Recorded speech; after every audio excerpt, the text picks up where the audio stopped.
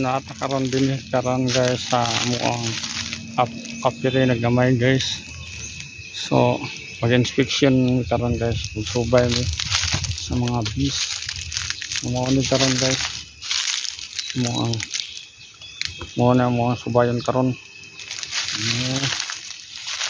Okay guys. Ini siya.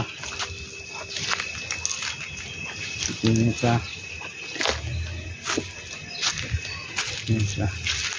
Ano siya guys, amuang 1 year na pag beekeeping guys.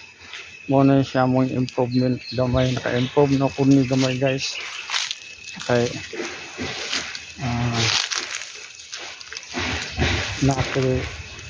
Ikaloyan po guys, naka-pando guys, naka-produce ni og queen ginagmay.